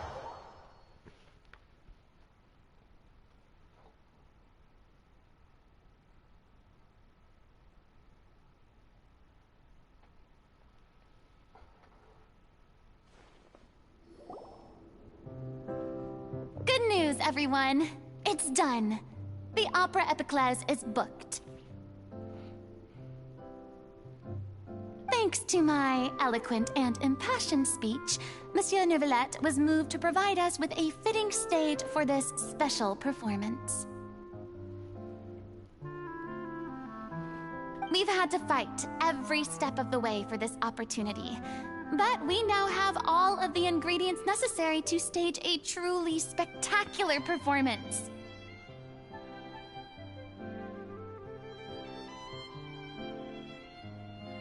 A touching story, a magnificent venue, and last but not least, a passionate and dedicated cast. Now, let's work together and make this show the best it can be. This is truly wonderful. it is. The sooner we can finalize the ending, the more time we'll have to rehearse. Fiumone and I just went over some parts of the script and tweaked a few things. I think it's really going to resonate with the audience now.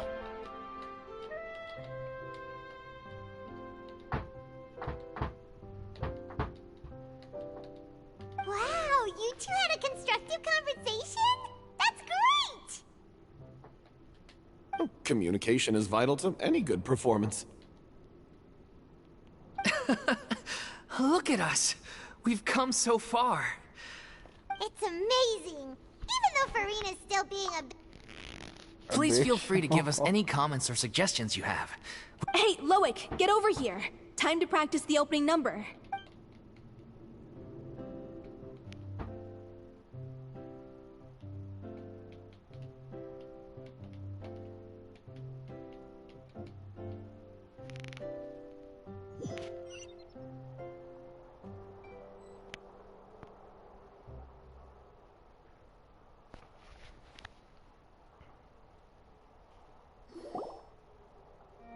Cursed Cleo. She stole the waters of life from us. She's a fraud, and she must pay for her crimes. This has nothing to do with her. The ignorance... This guy could be useful. Take him hostage. If Cleo wants him back, she'll have to show herself. Leave this place, oh little Oceanid, and never, ever look back!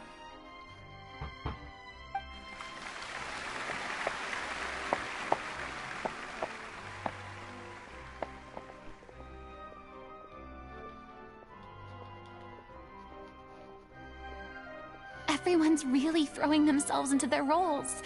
I haven't seen such a fine performance in a long time.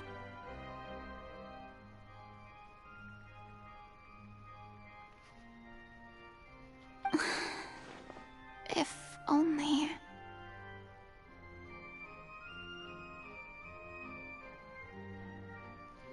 What should we do? It's almost time for her to take the stage!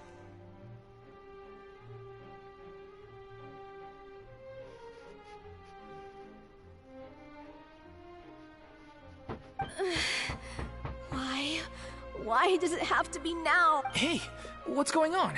You're due on stage any second now. Oh no, not again. They've been getting less and less. What? I thought they'd cure it. So they were only managing your symptoms? I figured whatever it took to get me through this final performance. How could you do this to yourself? I'm sorry. I've let everyone down. You...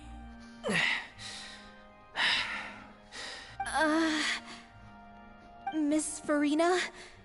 Say no more. If you're sick, you need to rest. I know what you're going to ask. Loic, your character has no more scenes. Oh, yeah. I think my scenes are all done. Although, I do have one more line. But I guess another guy in the troupe with a similar voice register could take it. Please take Delphi back to her place to rest. I'll sing the finale. Thank you, Miss Furina. I'm so sorry to put you in this position after everything you said. Never mind. What's done is done. It's really my own fault for getting in too deep. No one likes regrets. Leave it to me. I've watched you rehearse so many times that I've learned Cleo's part by heart. I do not doubt your acting skills, but please allow me to ask just one more question. What, in your opinion, is the reason Cleo shines so brightly? It's her pure heart, despite all the pain and loneliness she had to endure. She never... Well said. I leave... Okay, interesting. Interesting moment, you know, very interesting.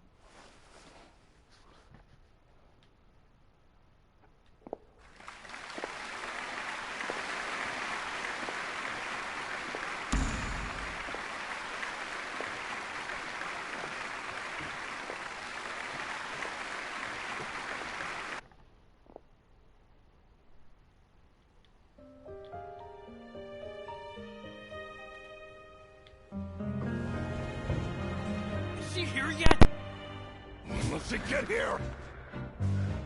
She's not coming! You're wrong. She's here.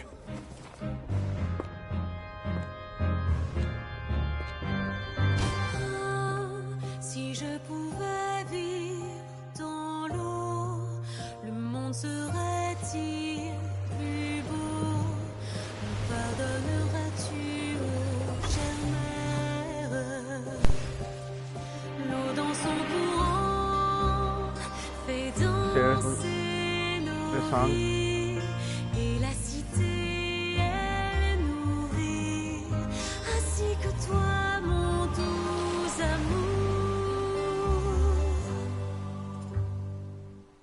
What about your wish? My wish? Friend?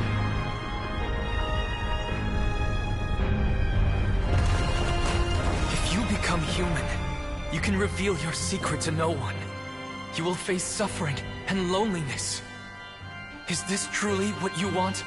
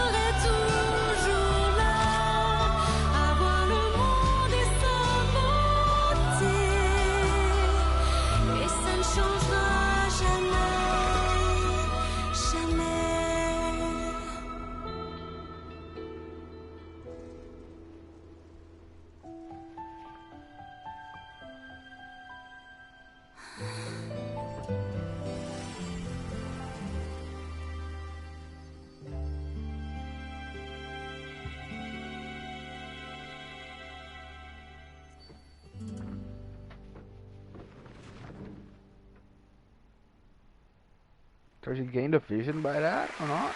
Did I just see that correctly?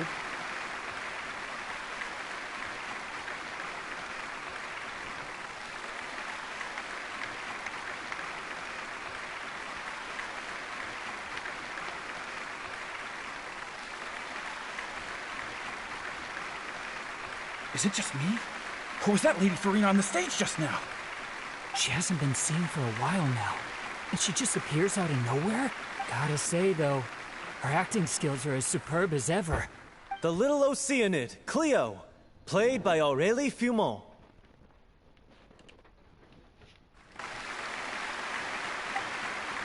Wait, that's not her name. What's going on? I don't know. Maybe it's just a doppelganger. I've spent a lot of time out of the spotlight, and they didn't use my name during the curtain call either. Hopefully, not too many people recognize. It's too bad that I had to break the one clear rule I'd managed to make for myself, even if I had no choice. Still, I have to admit that, despite everything, it felt good to be back on the stage again. Finally, we would like to give a special thanks to our artistic consultant and event coordinator, Miss Furina. Hey, that's not what we agreed on! Oh! So it was Furina after all. She's back. Honestly, what is he doing? He should have run that by me first. All right, calm down. Don't be mad. This was a group decision. We just didn't want your contributions to go unacknowledged. After all, it's been the rule in Fontaine since ancient times that everyone's work, visible or invisible, is equally deserving of recognition. Yes, I know the rule, but it should still be applied on a case-by-case basis. I wasn't ready for this yet. It's no big deal. What's the worst that could happen? Oh, yeah? Well, since you think it's so easy, you can sign them for me. This is a great chat and all, but can we talk about that crazy thing that happened during the show? It nearly gave Paimon a heart attack. Paimon flew over to where she was supposed to be and was about to drop the prop vision, and then suddenly, a real one popped out of thin air! Oh, that. I've got no idea what happened there either. But hey, it worked pretty well, didn't it? I'll bet the audience has never seen such a realistic prop. Wait, what about Dolphy? I wonder how she's doing. I immediately saw that was I immediately knew that was a real one. I mean, I was like, she deserved one, and then bam, she got one. Oh, let's go check on her as soon as we finish clearing the stage. Yes. Plus, she'll definitely want to hear how the end of the show went. If nothing else, we can safely say that we accomplished what we set out to do.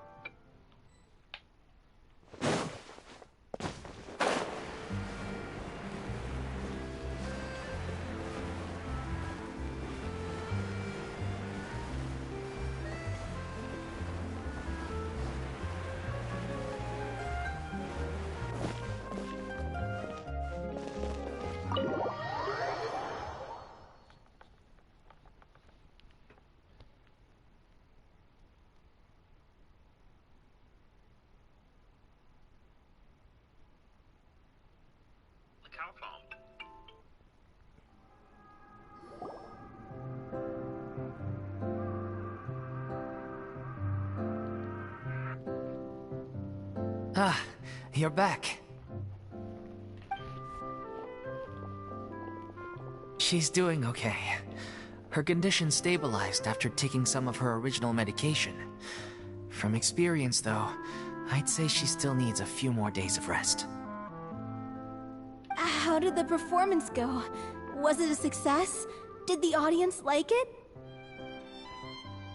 You'll be glad to know it was fantastic! Also, you're not gonna believe what happened while Furina was on the stage! You'll probably be able to read all about it in the Steambird first thing tomorrow morning! That's wonderful. I'm so sorry I failed to see Oh, it she through to doesn't the see it? end. I guess I was wrong to try and tough it out to begin with. No, don't worry about it. Like they told me after announcing my name during the curtain call, everyone's work deserves recognition. Even though you couldn't see it through to the final scene, the audience was very impressed by your performance. It's safe to say that you made your mark on this memorial show. Well, one way or another, we did it. I've had bad luck ever since I was born, so I never expect things to go smoothly in life. I'm just happy to know that— Blaming your bad luck again, are we? Maybe if you didn't push yourself past your limits so much, your illness wouldn't be flaring up all the time. Oh, don't you start. I don't have the energy to argue with you right now. Aw, you two clearly care a lot about each other. I don't know what you're talking about. You mean we never stop arguing with each other?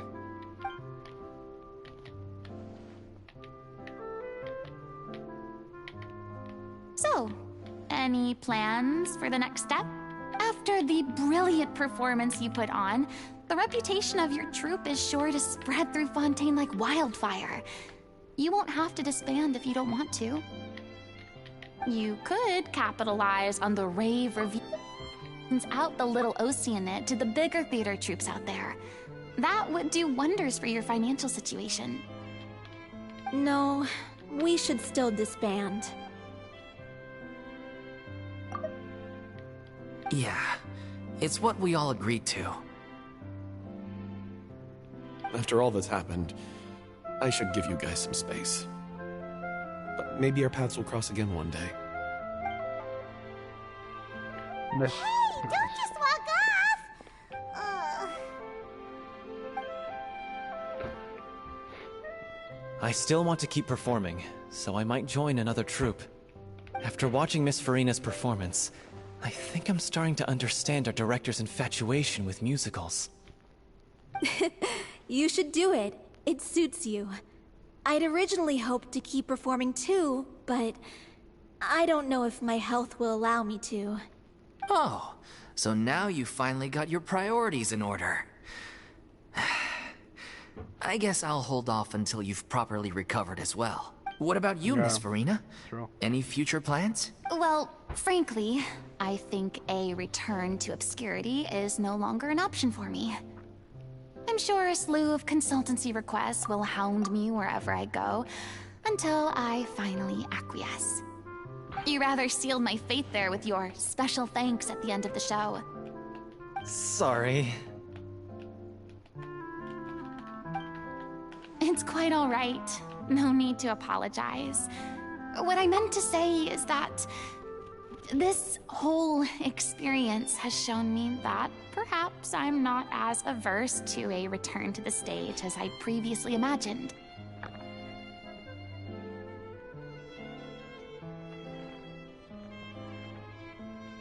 Maybe Nervilette was right. Maybe Cleo is the right role for me. I still don't wish to pretend to be someone else, but I do have a desire to express myself. So, maybe the show will go on for me after all. Yeah. There was once a time when I was an actress in a masquerade, seeking only to hide the truth. But from now on, I want to spend my time learning real stories about real people and how they touch the lives of others around them.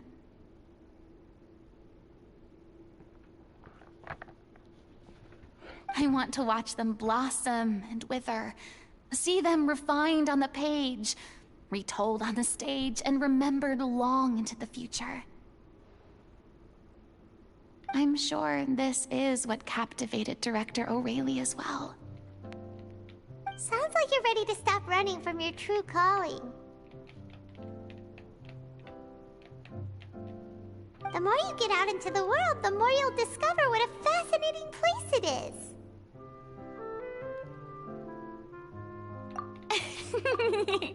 Then it's a deal. Fontaine is my favorite region in the If game. a vision is a gift from the gods, then I should do my best to honor it. Yeah.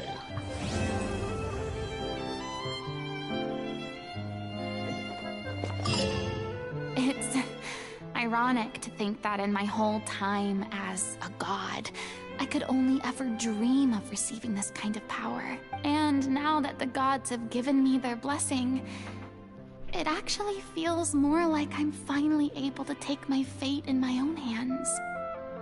Is that how humans feel about it as well?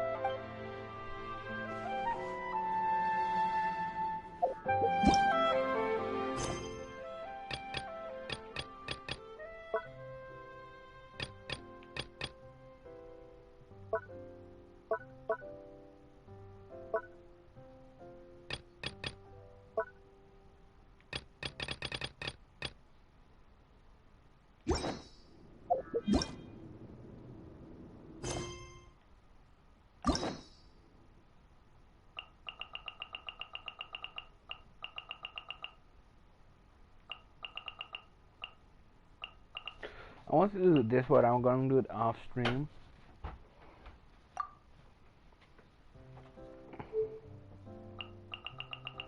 What's this?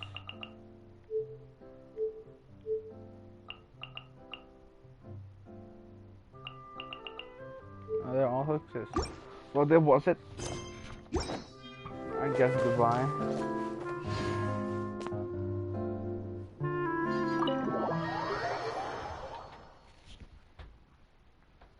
Goodbye then. He's got a good nature for attack. Maybe I should give him sword dance. That'll burn his stab mounts. You want to learn sword dance? Oh shit, that's got 0 attack. It's pointless. Fuck that move. Okay, I've been training him on a bunch of Geodudes, so his defense EV should be pretty good then. Just look this up real quick. How to glitch unlimited rare. There's a to be continued, but I don't think it's gonna be continued. Goodbye. Have a nice day. Farewell.